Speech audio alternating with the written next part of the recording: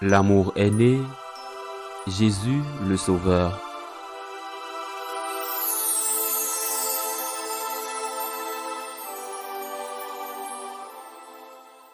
Le premier jour de la semaine, Marie-Madeleine courut trouver Simon-Pierre et l'autre disciple, celui que Jésus aimait, et elle leur dit, « Ils ont enlevé le Seigneur de son tombeau, et nous ne savons pas où on l'a déposé. » Pierre partit donc avec l'autre disciple pour se rendre au tombeau. Ils courèrent tous les deux ensemble, mais l'autre disciple courut plus vite que Pierre et arriva le premier au tombeau. En se penchant, il aperçoit que les linges sont posés à plat. Cependant, il n'entre pas. Simon-Pierre, qui le suivait, arrive à son tour et entre dans le tombeau. Il aperçoit les linges posés à plat, ainsi que le suaire qui avait entouré la tête de Jésus, non pas posé avec les linges, mais roulé à part à sa place. C'est alors qu'entra l'autre disciple, lui qui était arrivé le premier au tombeau. Il vit et il crut.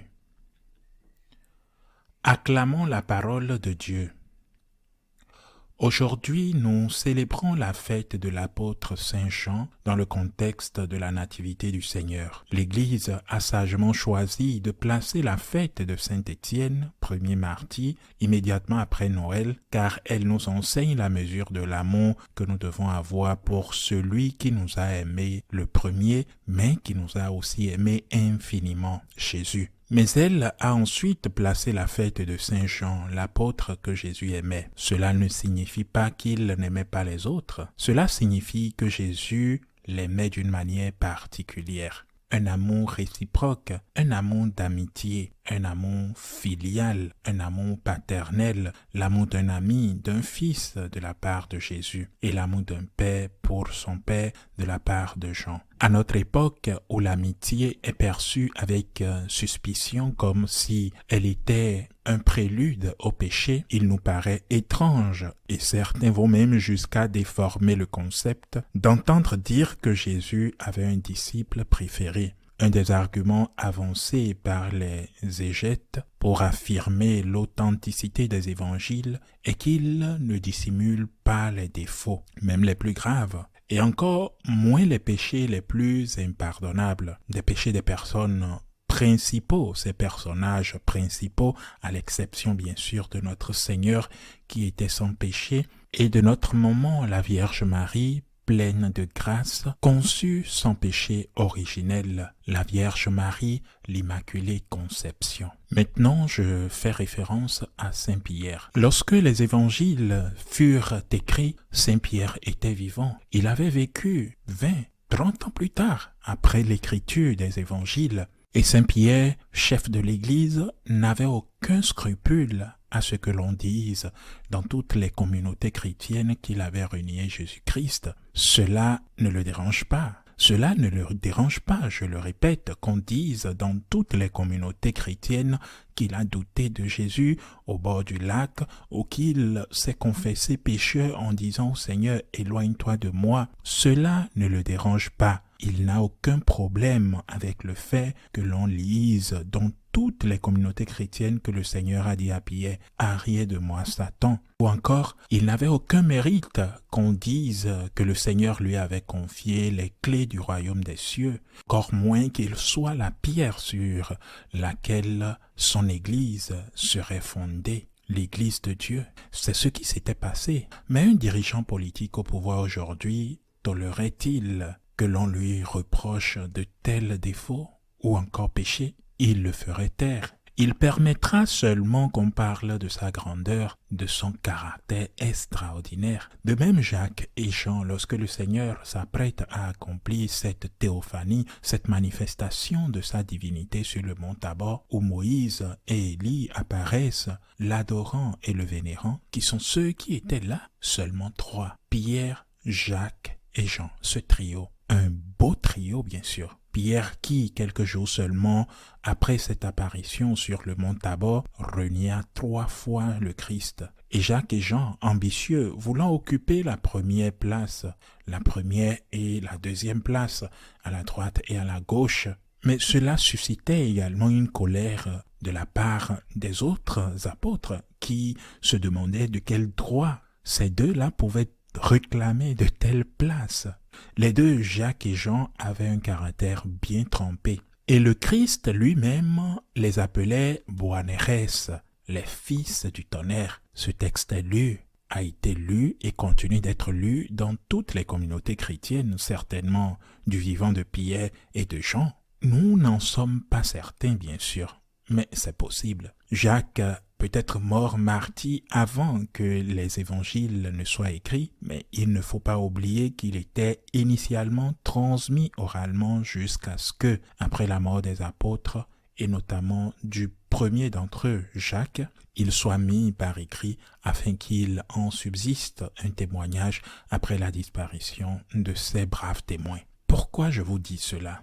Parce que tous les apôtres avaient des défauts. Tous les apôtres étaient pécheurs, pas seulement des défauts. Ils ont des défauts, certes, mais ils ont eu des péchés. Mais le Seigneur les aime. Il les aime et il continue par les aimer, même au ciel. Et le Seigneur leur fait confiance malgré ça. Et le Seigneur met entre leurs mains ce qu'il y a de meilleur. L'Église était entre les mains de Pierre. La mère de Jésus, notre maman, la Vierge Marie, l'Immaculée Conception, était entre les mains de Saint Jean.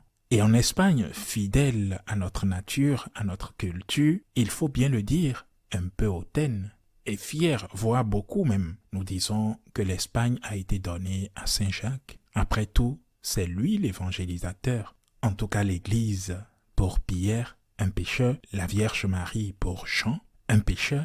Et Saint Paul dira plus tard, nous portons ce trésor dans des vases d'argile et nous n'avons pas honte de reconnaître que notre vase est d'argile, mais porte un trésor.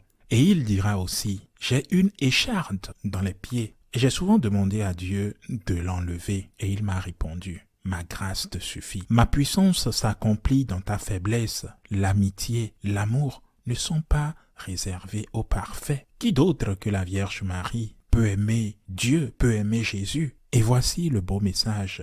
Dieu vous aime, Dieu vous connaît, il vous aime, son amour est inconditionnel. Je t'aimerai quand tu auras changé. Je t'aimerai quand tu auras surmonté ce défaut. Je t'aimerai quand tu seras parfait. Le Christ n'en a rien à faire. Il ne met pas de conditions pour nous aimer. Parce que il nous aime et parce que nous l'aimons en retour, le changement vient. Mais l'amour de Dieu n'est pas conditionné au fait que vous soyez parfait ou que vous arrêtiez d'être ce que vous êtes, un pécheur. Saint Paul dit que l'on pourrait être prêt à mourir pour un juste, mais non pour un pécheur. Or, le Christ nous a aimés alors que nous étions encore sous l'emprise du péché, afin de nous en libérer. L'amitié, l'amour que Dieu nous porte ne dépend pas de nos mérites, mais de sa grâce et de sa miséricorde, tout comme une mère aime son enfant, qu'il soit merveilleux. Et source de joie ou rebelle